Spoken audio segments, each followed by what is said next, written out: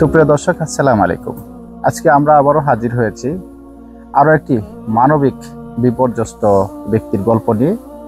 এই গল্পের নায়ক শেখ ফরিদ, যিনি গত প্রায় 6 মাস আগে আকস্মিক রাস্তার উপরে পড়ে যায় এবং তার বাম পা একেবারেই ভেঙে যায়।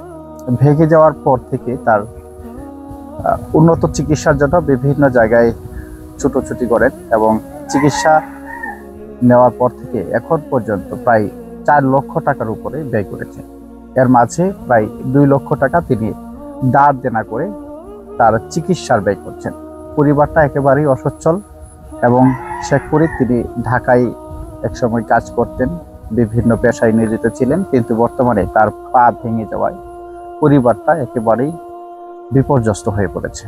এমত অবস্থায় তার জন্য যে সামনের যে চিকিৎসার যে ব্যয়, প্রতি মাসে তার শুধুমাত্র মেডিসিন বাবদই 17 থেকে 18,000 টাকা ব্যয় হচ্ছে এবং এই চিকিৎসকদের পরামর্শ অনুযায়ী আগামী 2 বছর, টানা 2 বছর এভাবেই তাকে চিকিৎসা নিতে হবে, অর্থাৎ মেডিসিনগুলো গ্রহণ করতে হবে। কিন্তু বর্তমানে তার যে অবস্থা, প্রতি মাসে 17 থেকে 18,000 টাকা ব্যয় করে এই মেডিসিনগুলো চালিয়ে নেওয়ার যে সক্ষমতা সেটি অনেকটাই হারিয়ে ফেলেছে। প্রিয় দর্শক, আমরা একটু শেখ ফরিদের সাথে তার এই ঘটনাটি সেটি একটু জানতে চাইব। কিভাবে আসলে আপনার এই পাটা ভেঙে গেল এবং কিভাবে এই মুহূর্তে আপনি চিকিৎসাগুলো চালাচ্ছেন? আমি মাগরিবের আজানের টাইমে আর কি বাসায় আসতেছিলাম, ওই মুহূর্তে আর কি পিছলা খায় পড়া যায়। পড়ার সাথে সাথে আমার ওই জায়গায় ভাঙ্গা 2 টুকরা হয়ে যায়। পড়ার সাথে সাথে নালিতাবাড়ি আমার নিয়ে যাওয়ার পরে অনেক চিকিৎসা হয় না, ময়মনসিংহ হসপিটালে ভর্তি করা হয়। অনেক প্রায় 7 টাকানি থাকি ওই জায়গায় কোনো চিকিৎসার আসলে কোনো পাইতাছি না, বলে আজিয়া কালকে এরকম করে প্রায় 1 সপ্তাহ পরে বাধ্য হয়ে আমার প্রাইভেট হসপিটালে নিয়ে ভর্তি করে। ওই জায়গায় অপারেশন করা হয়। অপারেশনের পরে এখন তো বাড়িতে আছি 6 মাস যাবৎ। এখন 6 মাস যাবৎ বাড়িতে আছি। আমার ফ্যামিলিতে আসলে আমি একমাত্র ইনকাম করি, আর কেউ করে না। এখন এই অবস্থায় প্রতি মাসে প্রায় 18,000 টাকার উপরে লাগে, বা একটু কম হয়, কোনো মাসে বেশি হয়। এখন আমার ব্যক্তিগতভাবে আমার জায়গা সম্পত্তি তো নাই, 3টা গরু আছে, 3টা গরু বিক্রি করে দিছি।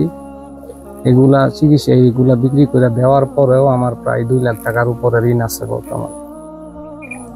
আর সবচেয়ে বড় কথা হয়েছে আমার আর কেউ নাই ইনকাম করা, যে আমার একটু সাপোর্ট দিব।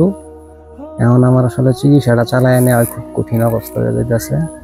জানি না সামনে কি হইব, আল্লাহ জানে।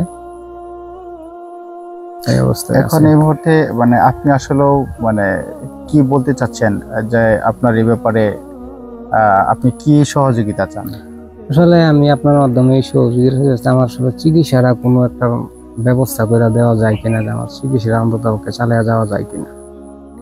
কারণ এটা অনেক ব্যয়বহুল, তো আমার পক্ষে আর চিকিৎসা নেওয়া সম্ভব হইতেছে, আর আমার আর কিছু নাইও। তারপরে এখন আমার যে অবস্থা, আমার ওয়াইফ ঢাকা গেছিল প্রায় 3 মাস চাকরির জন্য, ঘোরাঘুরি করে আসছে, চাকরি হয় না। এখন উনি বাড়িতে আছে। প্রিয় দর্শক, আপনারা শুনছিলেন আসলে অবস্থাটা এমন হয়েছে যে তার যে এই গত 6 মাসে যে চিকিৎসা বাবদ যে ব্যয়, সেটা অনেকটাই কিন্তু তিনি ধার দেন এবং তার যে সহায় সম্বল যা ছিল সেটা কিন্তু বিক্রি করে তিনি আসলে প্রাথমিকভাবে এইভাবে চিকিৎসা চালিয়ে যাচ্ছেন। কিন্তু 2 বছর প্রায় তার এই মেডিসিন গ্রহণ থেকে আসলেও বিভিন্ন ধরনের সাপোর্ট প্রয়োজন। সেই জন্য আসলেও সরকারের পক্ষ থেকে এই বিষয়টি যদি একটু নজর দেওয়া যায়, পাশাপাশি সমাজের বিত্তবান এবং বিভিন্ন জায়গা থেকে যারা এই ধরনের মানবিক কাজে সংশ্লিষ্ট থাকেন তাদের প্রতি উদাত্ত আহ্বান থাকবে, শেখ ফরিদের পাশে আপনারা দাঁড়াবেন। আমি একটু অ্যাড্রেস করে দিচ্ছি। এটা হচ্ছে শেরপুরের নালিতাবাড়ি উপজেলার 8 নং রূপনারায়ণপুরা ইউনিয়ন, বাগিচাপুর গ্রাম, বাগিচাপুর পশ্চিম পাড়া। তার সাথে আপনারা চাইলে যোগাযোগ করতে পারেন এবং তার পাশে দাঁড়াতে পারেন। আশা করছি সবাই এইভাবে মানবিক বিপর্যস্ত মানুষের পাশে দাঁড়াবেন, সেই প্রত্যাশা রেখে আমাদের ভিডিওটি এখানে শেষ করছি। সবাই ভালো থাকবেন, সুস্থ থাকবেন। আল্লাহ হাফেজ। আসসালামু আলাইকুম।